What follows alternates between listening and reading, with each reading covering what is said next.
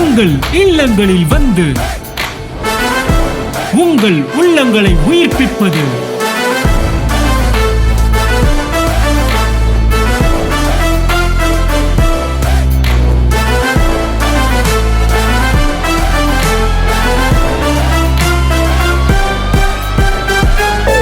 உங்கள் channel DJ.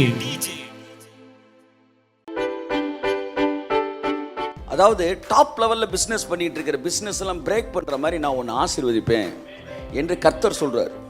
அங்கேருந்து எல்லா ஆசீர்வாதத்தை ஓம் பக்கம் நான் திருப்பி விட்டுருக்கேன்டா அப்படின்றார் கர்த்தர். தெற்கத்து வெள்ளங்களை திருப்புகிறது போல தேவன் வந்து ஆசீர்வாதத்தை திருப்பி விடுறாராம். நீங்கள் விசுவாசிப்பீர்களானால் அந்த இரவு வேளையில் அது உங்களுக்குள்ளே கடந்து வரும். கர்த்தர் பெரிய காரியங்கள் சொல்கிறார்.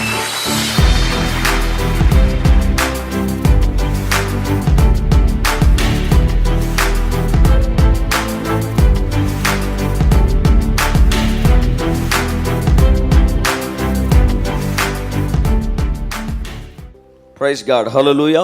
உங்கள் எல்லோரையும் நான் வரவேற்கிறேன் இந்த புதன்கிழமை வேதாகம அந்த வகுப்பிற்கு, பைபிள் ஸ்டடிக்கு. உங்களுடைய எண்ணிக்கை அதிகமாக கர்த்தர் உங்களை ஆசீர்வதிப்பார்.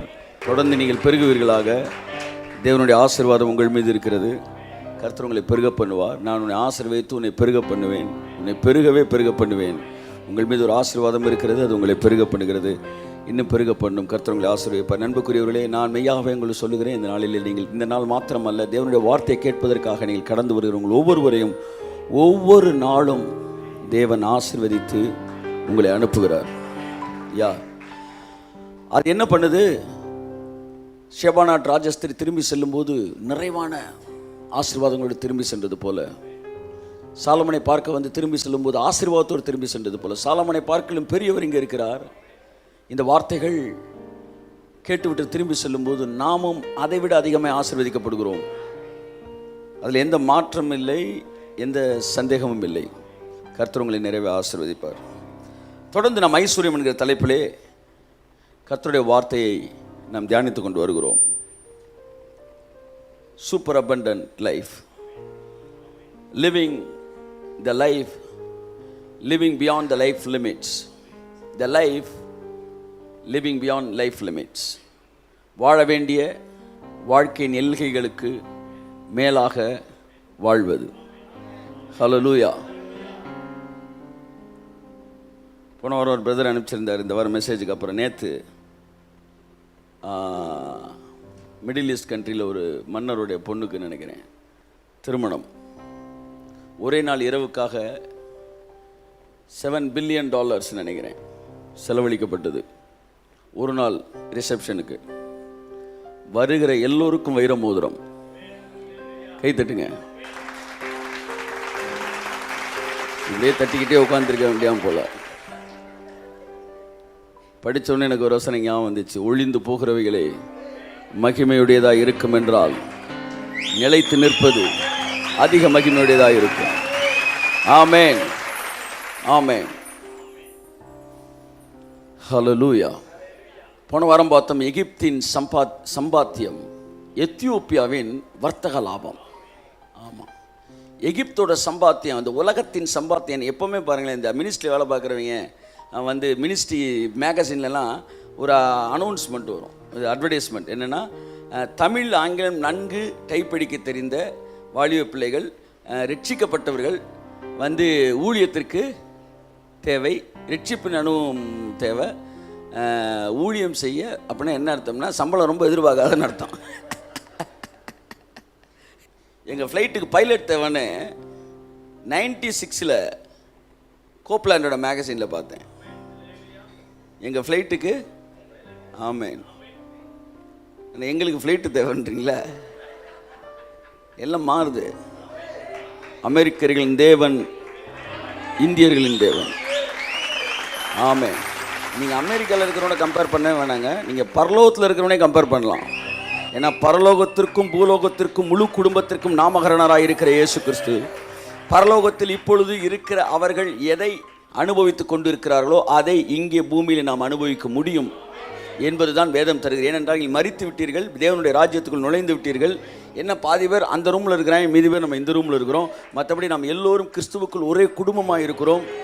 உயிர்த்தெழுந்த சாயலோடு நாம் தங்கியிருக்கோம். உயிர்த்தெழுந்த சாயலில் இணைக்கப்பட்டிருக்கிறோம். என் அன்புக்குரியவர்களே, ஸோ எகிப்தின் சம்பாத்தியம்னா என்னன்னு தெரியணும். எத்தியோப்பியாவின் வர்த்தக லாபம், அவனுடைய பிஸ்னஸ் ப்ராஃபிட் என்ன நமக்கு தெரியணும். தெரியாமல் நம்ம என்ன செய்ய முடியாது, அந்த வசனத்துடைய தாற்பயங்களை புரிந்து கொள்ள முடியாது. எனக்கு எகிப்து தெரியாது, சம்பாத்தியம் தெரியாது, எத்தியோப்பியா தெரியாது, வர்த்தகலாம் தெரியாது. உலகத்துக்காரன் என்ன சம்பளம் வாங்குறான்னு பாருங்கள். அதை விட அதிகமாக தான் மினிஸ்ட்ரியில் கொடுக்கணும். அதை விட அதிகமாக தான் உங்களுடைய இன்கம் இருக்கணும். அதாவது டாப் லெவலில் பிஸ்னஸ் பண்ணிகிட்டு இருக்கிற பிஸ்னஸ் எல்லாம் பிரேக் பண்ணுற மாதிரி நான் ஒன்று ஆசீர்வதிப்பேன் என்று கர்த்தர் சொல்கிறார். அங்கேருந்து எல்லா ஆசீர்வாதத்தை ஓம் பக்கம் நான் திருப்பி விட்டுருக்கேன்டா அப்படின்றார் கர்த்தர். தெற்கத்து வெள்ளங்களை திருப்புகிறது போல் தேவன் ஆசீர்வாதத்தை திருப்பி விடுறாராம். நீங்கள் விசுவாசிப்பீர்களானால் இந்த இரவு வேளையில் அது உங்களுக்குள்ளே கடந்து வரும். கர்த்தர் பெரிய காரியங்களை செய்வார். போன வாரம் நம்ம கேட்டது போல், ஆமென் ஆமென், கேட்டது போல் பாருங்கள், இப்போ போன இரவு அந்த செய்தி கேட்டுக்கொண்டு அந்த இரவில் தேவன் கதவுகளை திறக்க ஆரம்பித்திருக்கிறார். இன்னும் திறந்து கொண்டே இருக்கிறார். Yes, we are entering into the supernatural realm. Amen. வாழ்க்கை ஃபுல்லாக சாமியை கும்பிட்டுட்டு எதற்காக? என் நண்பர்கள், இது பூமியிலே சாட்சியாக இருப்பதற்காக தேவன் அழைத்திருக்கிறார். ஸோ ஐஸ்வர்யத்தை தொடர்ந்து கேளுங்கள், ஐஸ்வர்யத்தை தொடர்ந்து பேசுங்கள். அந்த வார்த்தை நம்முடைய இருதயத்தை டிரான்ஸ்ஃபார்ம் பண்ணட்டும். அந்த டிரான்ஸ்ஃபர்மேஷன் என்ன செய்யுது? நம்முடைய சரீரத்தில் வெளிப்படுகிறது, நம்முடைய வாழ்க்கையிலே, நம்முடைய தொழிலிலே, எல்லாவற்றிலும் வெளிப்படுகிறது. கர்த்தர் தாமே நம்முடைய வாழ்க்கையை மறுரூபமாக்கி கொண்டிருக்கிறார். பெரிய காரியங்களை செய்வாராக.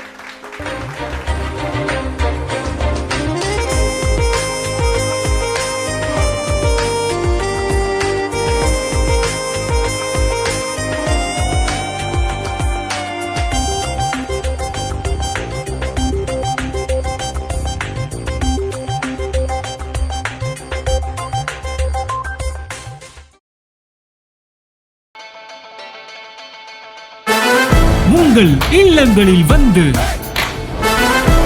உங்கள் உள்ளங்களை உயிர்ப்பிப்பது